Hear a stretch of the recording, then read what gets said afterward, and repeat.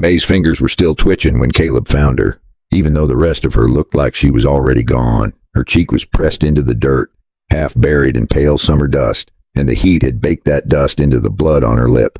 One eye was swollen shut, the other stared at nothing, beyond glassy, like she'd watched something too cruel to understand. Her dress was torn at the shoulder, and the skin beneath it was scraped raw. Every time she tried to breathe, it came out as a thin, broken sound, like a bird that had forgotten how to sing. A fly landed on her eyelashes, and she didn't blink. Caleb Mercer reined in so hard his horse threw its head, snorting, hooves chopping at the ground. The old rancher swung down fast, boots hitting dirt with a heavy thud. He was 48, sunburned and broad-shouldered, with hands that looked like they'd been carved out of oak. He had the kind of face that didn't waste emotion. But the moment he saw her, something tightened in his jaw. He crouched beside her and watched her chest. It moved, barely. He reached out, 2 fingers on her throat, feeling for a pulse. There it was, weak, racing, like it was trying to run away from her body. He looked at her again. She couldn't have been more than 21. Her hair was stuck to her face with sweat, and there was a bruise blooming dark along her neck, shaped like a hand. Caleb's eyes narrowed. He didn't know her, but he knew that bruise. He slid his hand under her head, careful, and lifted just enough to keep her from choking on dust. Her lashes fluttered. A sound escaped her throat, not quite a word, not quite a sob. Caleb's voice came low, steady. "Hey, stay with me. Can you hear me?" Her one open eye rolled toward him, unfocused. Her lips moved. Nothing came out. Caleb opened his saddlebags with one hand and pulled out a small tin flask. Whiskey, the cheapest kind, the kind ranchers used for more than drinking. He grabbed a strip of clean cloth, a needle, and a short length of thread. He'd stitched up calves, dogs, even a man once. When there was no doctor and no time, he leaned closer, checking her shoulder. The cut was ugly, jagged, filled with grit. If he left it, the infection would take her slow and mean. If he cleaned it, it would hurt like fire. He tipped the whiskey over the wound. May's body jolted like she'd been struck by lightning. Her eyes snapped open wide, wild with panic, and her voice burst out raw and cracked. "Good God, don't do that." She tried to pull away, but her arms barely moved. Her fingers clawed at the dirt, desperate, like the ground itself could save her. Caleb caught her wrist gently, but firm, and held it still. "It'll hurt," he said. "It'll keep you alive." May stared at him like she couldn't decide if he was a rescuer or the last nightmare in a long line of them. He poured again, slower this time, letting the whiskey wash the dirt out. May's breath hitched, and tears spilled from the corner of her eye, cutting clean tracks down her dusty face. She whispered, almost to herself, "I can't." Caleb didn't argue. He didn't lecture. He just started working. He threaded the needle with practiced hands. He pinched the skin, drew it together, and stitched quick and clean. May bit down on her own sleeve to keep from screaming. Her whole body shook. But she stayed because she had no other choice. When Caleb tied off the last stitch, he wrapped the cloth around her shoulder and secured it tight. Then he took a canteen and dribbled water against her lips. May swallowed. Once, twice, like it surprised her that her body still knew how. Caleb watched her eyes. They were clearer now, and fear had turned into something sharper. "Distrust. You got a name?" he asked. May hesitated, like names were dangerous. Finally she whispered, "May." Then, after a beat, "Mayhart." Caleb nodded once, as if he'd filed it away somewhere safe. He glanced toward the distant shimmer where Dodge City sat like a mirage, all boards and smoke and trouble.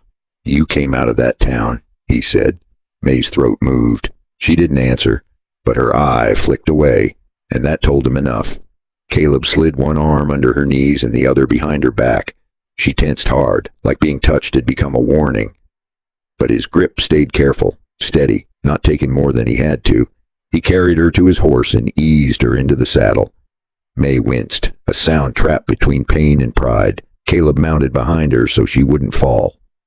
He kept one hand at her waist, not gripping, just holding her in place as the horse started forward. The land rolled beneath them, dry grass, sun-bleached earth. heat waves rising like ghosts. May sagged against him as the miles passed, her strength leaking out in tiny breaths. Caleb kept his eyes moving. Left, right, back trail, front trail, because that kind of bruise did not happen alone. And a girl did not end up bleeding in the dirt outside Dodge City unless someone wanted her silent. May stirred, her voice barely more than air. They're coming. Caleb felt her shake. He leaned closer so she could hear him. Who's coming? May swallowed, and the name came out like it tasted bitter. Crow. Caleb's hand tightened on the reins. He knew that name. Deputy Silas Crow, a man with a badge, a smile that never warmed his eyes, and the kind of reputation people pretended not to notice. In a town like Dodge City, some men were feared because they were violent. Crow was feared because he could do violence and call it law. May's breathing sped up. I didn't steal nothing, she whispered. I didn't. Caleb didn't ask what she stole, because he could already hear the truth hiding inside her words. He looked down at her torn dress, at the dust ground into her skin, at the way she flinched when a grasshopper jumped near her boot. His voice stayed calm. You're safe with me. May gave a small, broken laugh that had no humor. No one's safe, she said. Not in that town. Not from him. Caleb didn't answer right away. He rode in silence, watching the horizon and the sky. His ranch sat near the Cimarron River, far enough from Dodge City to breathe, close enough that trouble still wandered through when it felt bold, and trouble would feel bold tonight. May's head tipped back against his chest, and her eyes drifted closed again, but before sleep took her, she forced out one more sentence. He'll say it's the law. Caleb stared forward, his expression turning into stone. Then we'll meet him with the law, he said. May's eyes opened again, faint hope fighting fear. You can't, she whispered. He's got the badge. Caleb's voice came low. And I've got time. I've got land. And I've got a head that still works.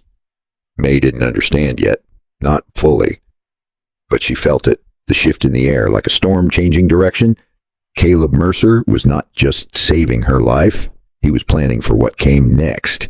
The horse crested a low rise, and Caleb's ranch came into view in the distance, a cluster of weathered buildings under a wide, merciless sky. The corral stood like a square shadow on the prairie. The house sat quiet, waiting. May stared at it like it might be a mirage. Caleb guided the horse down the slope, his eyes still scanning the land behind them, because somewhere out there, the man with a badge was going to realize his prey was missing. And when Deputy Crow came riding up to that ranch door, smiling like a gentleman and lying like a devil, what would Caleb Mercer do? Hand May over and live? Or stand his ground and risk dying for a girl he had known for less than an hour? Caleb did not rush once they reached the ranch. That was the first thing May noticed when the horse slowed and the ground stopped swaying beneath her. Any man in a panic would have hurried, shouted, made noise, done something loud enough to scare the whole prairie. Caleb did none of that. He moved like time was something he still owned. He dismounted first, boots crunching softly on dry dirt, then lifted May down with the same care he had used in the road. Her legs almost buckled when her feet touched the ground. Caleb steadied her without a word and guided her toward the house. Caleb eased May onto the bench by the porch. She sat stiffly, shoulders tight, eyes scanning the open land like it might rise up and grab her. You're safe here, Caleb said. May let out a short breath that sounded like it had been stuck in her chest for days. No one ever says that and means it, she replied. Caleb almost smiled at that. Almost. He stepped inside the house and returned with a basin of water, a clean towel, and a small jar that smelled sharp and green. He set him down slowly so she could see every movement. Don't move, he said. May snorted weakly. I don't think I could if I wanted to, she said. Caleb knelt in front of her again, wiping the dried blood from her lip, then her cheek.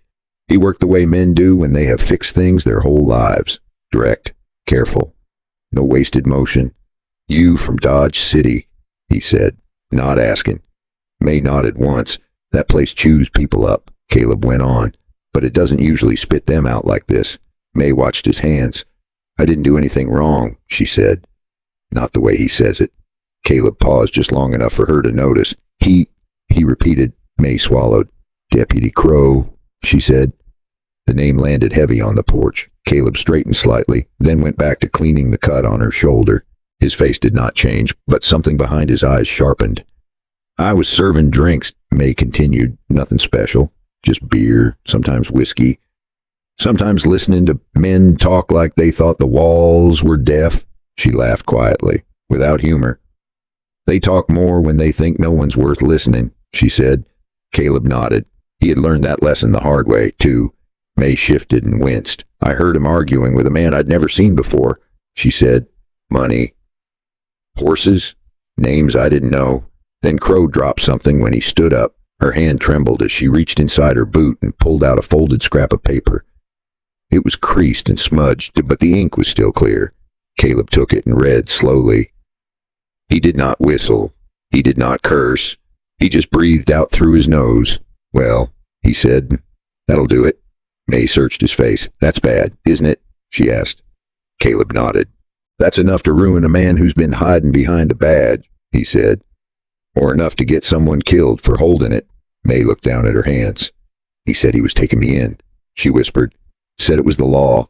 Then we weren't going toward the jail anymore. Her voice shook. He grabbed my arm. She went on, hard. Told me no one would miss a girl like me. Caleb folded the paper carefully and handed it back to her. He'll come here, he said. May's head snapped up. He can't, she said. He doesn't know you. Caleb stood and looked out across the land, the sun dipping lower now, turning the grass gold. He knows this place, he replied. He knows I keep to myself. He knows there's no neighbors close enough to hear trouble. May felt cold despite the heat. He'll say it's official, she said. He'll smile and act polite, and then he'll take me anyway. Caleb turned back to her. Not tonight, he said. May blinked. What do you mean? She asked. Caleb reached for his hat. I'm not waiting for him to decide how this goes, he said. He mounted his horse again and glanced back at her. You stay here, he said. Drink some water. Don't open the door for anyone. May watched him ride off, dust rising behind him. Where are you going? He called after him. Caleb didn't look back. I'm going to find a man who still wears the badge, honest, he said. Marshall Grady. Me and him crossed paths before, and he knows my name. Inside the house, she found a chair by the window and sat where she could see the road. Minutes passed, then more.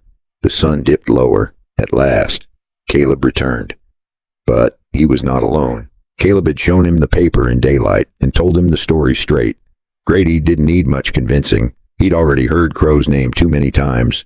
May saw the lanterns first, bobbing in the distance like fireflies, then the shapes of horses, men. Caleb rode ahead, calm as ever. Beside him was a man with a straighter back and a different kind of stillness, the kind that came from authority earned instead of taken. They dismounted at the edge of the yard. Caleb spoke quietly with the other man, then turned toward the house. May, he called, come here. Her legs shook as she stood, but she walked out onto the porch. The man with the lantern studied her with sharp eyes, not unkind, but careful. I'm Marshall Grady, he said. Mr. Mercer says you've got something that belongs to the truth. May held out the paper. The marshal read it once. Then again, his jaw tightened. He's bold, Grady said. I'll give him that. May hugged herself. He's coming, she said. He always comes. Grady looked toward the road, then at Caleb. He will, the marshal agreed. And when he does, he'll think he's the one in control. We'll take the long way and wait off your fence line, Grady said. I want him caught in the act, not just talked about. Caleb met May's eyes. You trust me? He asked. May hesitated only a second. Yes, she said. Caleb nodded. Good, he replied, 'cause when he rides up that road tonight, he's going to think he's hunting you. He paused, and he won't realize he's the one walking into a trap until it's too late. The night settled in slow and heavy, the way it always did out on the Cimarron, like the land itself was holding its breath. Outside, a lantern burned low near the corral, its light just enough to remind the dark that it had not won yet. Marshall Grady stood by the window, hat pushed back, eyes fixed on the road. He did not pace. Men who knew what they were doing rarely did. He simply waited. He'd been on the Cimarron circuit all week, And tonight he looked like a man who finally had a reason to stop pretending he didn't see the rot.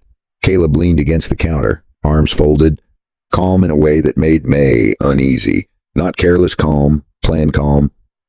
"You sure you're all right?" Caleb asked, glancing at her shoulder. May nodded. "It aches," she said, "but I've had worse." Caleb raised an eyebrow. "That's so," he replied. May gave a small shrug. "Life gets creative sometimes," she said. That earned her a quiet chuckle from the marshal. "He's right about one thing," Grady said. "Deputy Crow will come tonight. Men like him don't sleep well knowing someone else holds their future." May swallowed. "What happens if he brings more men?" she asked. Grady did not look away from the window. "Then he makes it easier for me," he said. "Badges or no badges. A crowd proves intent." May turned to Caleb. "You really think he'll walk right into this?" she asked. Caleb nodded. "He thinks this place is quiet," he said. "He thinks I'm just a rancher who minds his own business and doesn't like trouble." May frowned. "And you're not." Caleb smiled faintly. "I mind my business," he said. "I just don't let trouble decide what that is." The coffee finally cooled enough for May to sip it. The warmth steadied her hands. Time stretched. Crickets sang. A cow snorted somewhere in the dark. Then Grady stiffened. "There," he said. May leaned forward, heart thudding. At first it was just dust, a pale cloud drifting low across the road. Then came the sound. Hooves. Slow. Confident. Like whoever rode them had nothing to fear. A lantern appeared, swinging gently. One rider. Grady murmured. "He wants it quiet," Caleb said. "One man, one lie." "And no witnesses," Caleb exhaled. "He's alone," he said. "Figures." May's chest tightened. "He always comes alone first," she whispered, "so he can smile." They stepped out onto the porch together. The night air was thick and warm. The lantern drew closer, revealing a familiar shape.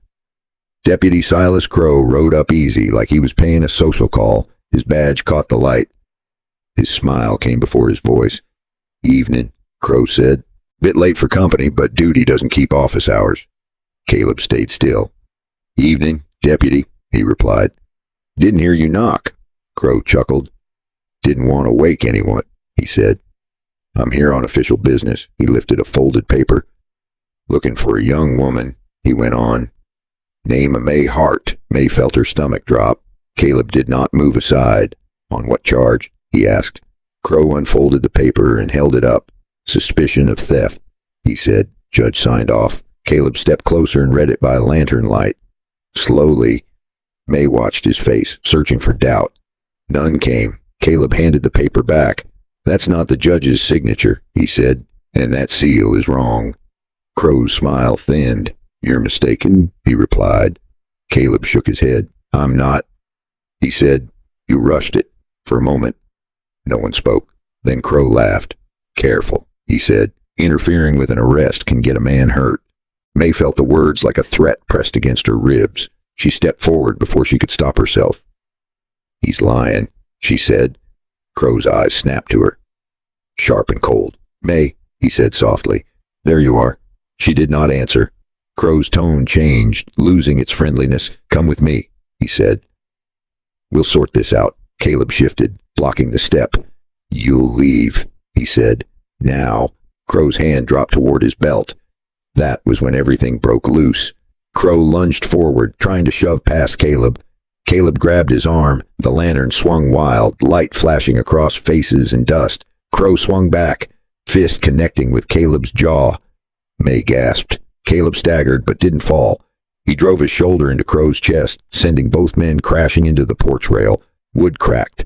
The lantern hit the ground and went dark. The yard exploded into motion. Crow cursed and went for his gun. Caleb kicked his wrist hard, the revolver skidding across the dirt.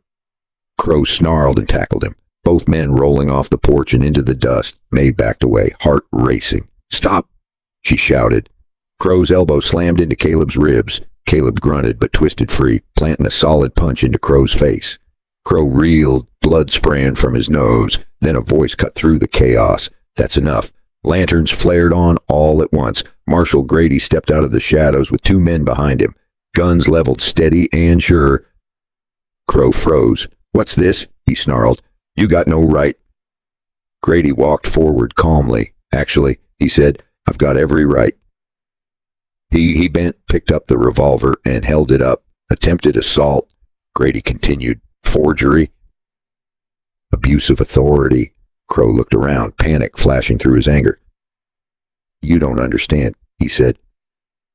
"She's lying." May stepped forward, holding out the folded paper. "This says otherwise," she said. Grady took it, nodded once, and turned back to Crow. "Hands behind your back," he said. Crow laughed, wild and hollow. "You think this ends me?" he said. "Men like me don't end." Grady met his gaze. "No," he replied, "but we do stop." Crow fought the cuffs, but it was over. The badge came off next, tossed into the dirt like something no longer worth carrying. May watched as Crow was led away, his boots dragging, his voice fading into curses and promises that sounded smaller with every step. Silence returned to the ranch. Caleb sat heavily on the porch step, breathing slow. May hurried to him, kneeling at his side. "You're bleeding," she said. Caleb wiped his mouth and looked at the blood on his hand. "I've had worse," he said, echoing her words. She smiled despite herself. Grady cleared his throat. "He'll be held," he said, "and tried. You did right." May looked up at him. "Thank you," she said. Grady tipped his hat. "Get some rest," he replied. "Both of you." As the marshal and his men rode off, May helped Caleb to his feet. The night felt different now, quieter, safer. Caleb looked out over the land. "He won't be the last," he said. May nodded. "I know," she replied. "But tonight was enough." She hesitated, then looked at him. "You believe me, child," she said. Caleb met her eyes. "That wasn't hard," he replied. "If you're still here with me, thank you for staying a while. If stories like this mean something to you, consider subscribing so you don't miss the next chapter. Now pour yourself a cup of tea, settle in, and tell me in the comments what time it is where you are and where you're listening from. Because what happens next between May and Caleb is where this story truly begins. Caleb came out of the house with a small tin and a clean rag. "Sit," he said, nodding toward the step. May obeyed, not because she felt weak, because she trusted him now. And that was new enough to feel strange. Caleb knelt and dabbed at the cut on her shoulder, gentler this time. His knuckles were scraped, and there was a faint swelling under his eye, already turning the color of a bad plum. "You should let me clean yours," May said. Caleb huffed. "I'll live," he replied. They sat in silence for a moment, the kind that did not press down, the kind that gave you room to breathe. "I kept thinking if I just stayed quiet," she said. "If I didn't make trouble, I'd be safe." Caleb tied off the bandage. "Silence doesn't protect anyone," he said. "It just gives the wrong people room." May nodded slowly. Letting that settle, she glanced toward the house. "You live here alone," she said. Caleb stood and rinsed his hands in the basin. "Have for a long time," he replied. May hesitated. "Why?" she asked. Caleb shrugged. "Some folks fill their lives with noise," he said. "I filled mine with land." May smiled faintly. "I don't think the land ever yelled at you," she said. Caleb chuckled. "Only when I deserved it," he replied. The night deepened. The heat eased just enough to make breathing feel easier. May realized she was tired in a way sleep might actually touch. Caleb motioned toward the door. "You should rest," he said. "Spare room's made up." May stood slowly. "And you?" she asked. "I'll check the stock," he replied. "Make sure no one's feeling brave." She paused at the doorway. "Caleb," she said. He looked up. "You didn't have to do any of this," she said. "You could have sent me on with the marshal." Caleb considered that. "I could have," he said. "Didn't seem right." May searched his face, then nodded. Inside, the house was simple, clean, honest. The bed creaked softly when she sat down. May removed her boots and lay back, staring at the ceiling beams. For the first time in days, her thoughts slowed. She slept. When she woke, dawn was pushing pale light through the window. Birds argued somewhere outside. Her shoulder throbbed, but the pain felt clean now, not sharp. She stepped onto the porch to find Caleb already up, mending a fence rail. "You don't sleep much," she said. Caleb did not look up. "Sleep comes when it needs to," he replied. May leaned against the post. "What happens now?" she asked. Caleb wiped his hands on his pants. "Crow will be held," he said. "The paper you had makes sure of that. And after—" Caleb met her eyes. "That depends on you," he said. May let out a breath she did not know she had been holding. "I don't have anywhere to go," she admitted. "Not right now." Caleb nodded. "You can stay," he said. "As long as you need." May blinked. "You're not worried?" she asked. Caleb smiled faintly. "About what?" he said. "A woman who tells the truth and pulls her weight." She laughed softly. "I can do that," she said. Caleb did not hover. He did not pry. He treated her like someone who belonged in the space she stood. Word came from Dodge City a week later.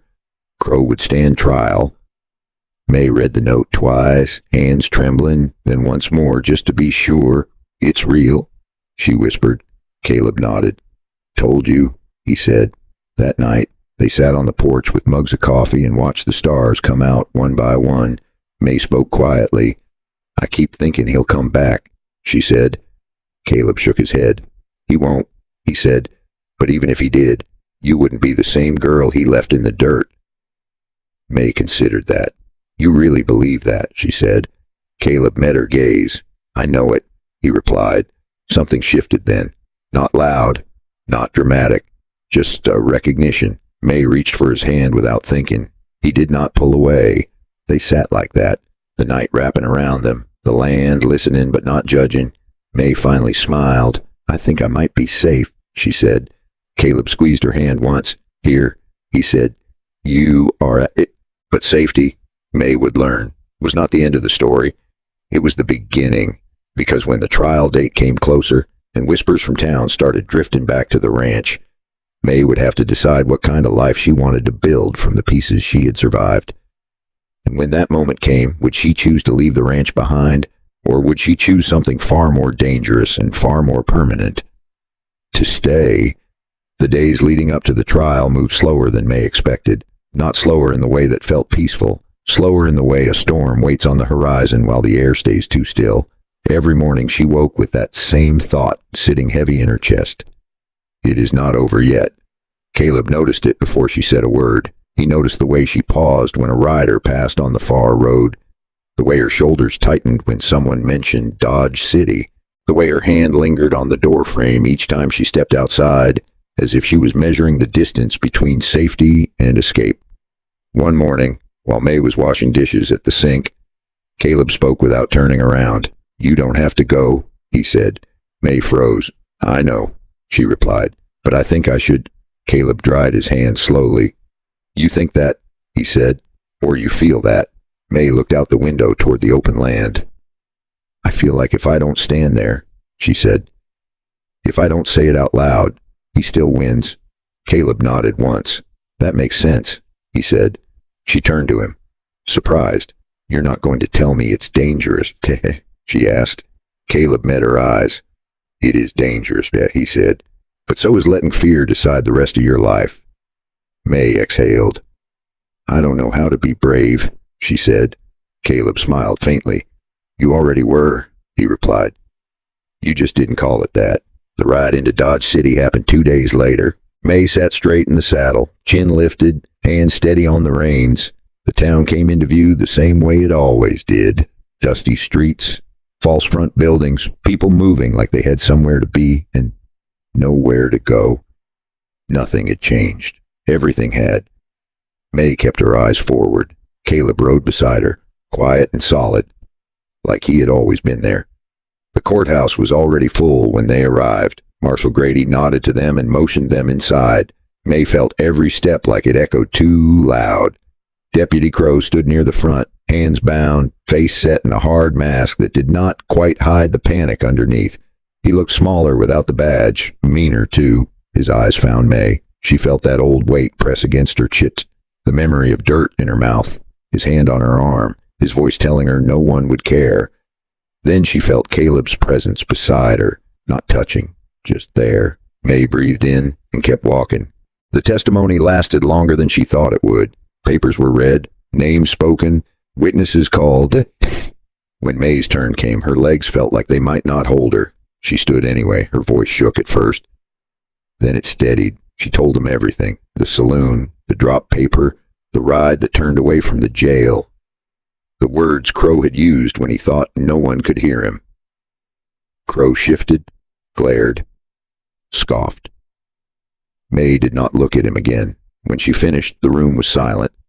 Marshal Grady nodded. Caleb did not smile.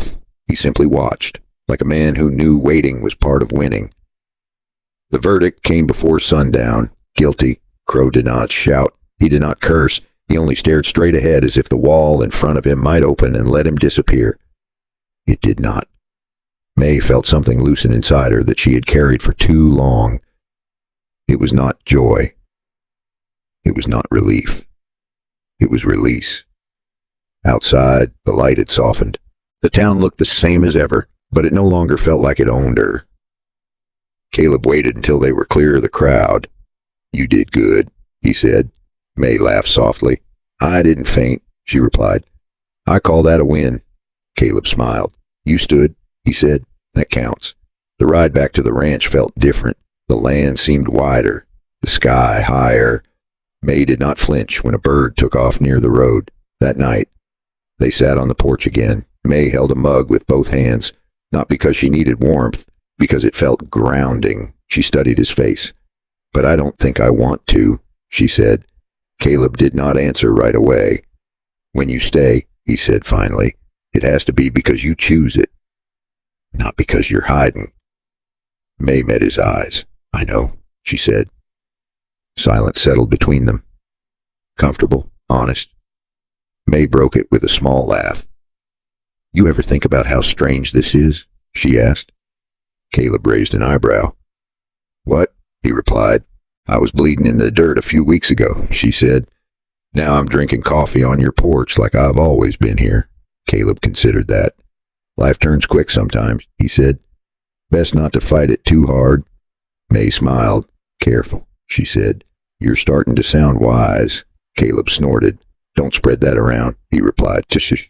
The days that followed were quieter, not empty, just calm. May worked alongside Caleb, learned the land, learned herself. And somewhere in those ordinary moments, something else began to grow. Not rushed, not spoken, just there. Until one evening, as the sun dropped low and the air turned gold, May stopped near the fence line and looked at Caleb. "I think I'm ready," she said. Caleb frowned slightly. "For what?" he asked. May took a breath. "To stay," she said. "Not just because it's safe, because I want this life." Caleb's gaze softened. "That's a big choice," he said. May nodded. "I know," she replied. He stepped closer. "So is letting someone stay," he said. The space between them felt charged now. Not fear, not doubt. Truth. May's voice dropped. "You don't scare me," she said. Caleb met her eyes. "You don't frighten me either," he replied. They stood there, the land stretching out around them, the past finally quiet behind them. And just as May thought this might be the end of the hard part, a rider appeared on the far road, heading straight for the ranch. Caleb's jaw tightened. May's heart skipped. Because some choices come with consequences, and not all of them arrive when you expect them to. The rider reached the ranch just as the sun slipped below the horizon, but this time, May did not freeze. She stood beside Caleb at the fence line, her boots planted firm in the dirt, her shoulders squared without forcing it. The rider slowed, raised a hand in greeting, and delivered a short message. Crow had been taken south. Far south. The trial was finished. The sentence was final. When the rider left, the land fell quiet again. May let out a long breath, the kind that empties something old from your chest. "It's really over," she said. Caleb nodded. "It is," he replied. They walked back toward the house together. Not hurried, not cautious, just steady. The lantern light spilled out onto the porch, warm and familiar now. That night, they sat side by side, watching the stars rise one by one. No rush to fill the silence, No need to explain what had already been lived. May spoke first. I used to think surviving was the same thing as living, she said. Turns out it's just the part before. Caleb smiled softly. Most folks don't learn that until they're too tired to use it, he said. She looked at him. Why did you help me? She asked. Caleb considered the question, not because it was difficult, but because it deserved honesty. Because someone once helped me when I didn't deserve it, he said. And because I knew what would happen if I didn't. May nodded. I used to believe silence kept me safe, she said. But all it really did was keep me small. Caleb met her gaze. And you're not small, he said. The words settled between them, simple and true. In the days that followed, May stayed, not because she had nowhere else to go, but because she chose the life she was building one ordinary moment at a time. She worked. She learned. She laughed more easily now. She slept without jolting awake at every sound. And Caleb changed too. He listened more. He smiled more. He let the quiet stretch without hiding in it. One evening, as the air cooled and the light turned gold again, May stood near the porch and looked out over the land. You know, she said, if you hadn't stopped that day, I don't think anyone would have ever known what happened to me. Caleb leaned on the rail beside her.